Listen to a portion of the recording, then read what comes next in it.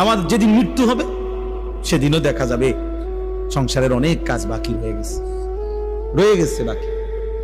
হয় চেয়ারের পায়া ভাঙ্গা, জানালার ছিটকারি ভাঙ্গা, হ্যাঁ, সোফাটার মধ্যে বার্নিশ করলে বালা ছিল, ফ্রিজের তলে দিয়া পানি ভরে, নুন নাই, তেল নাই, সাবান নাই, এই না?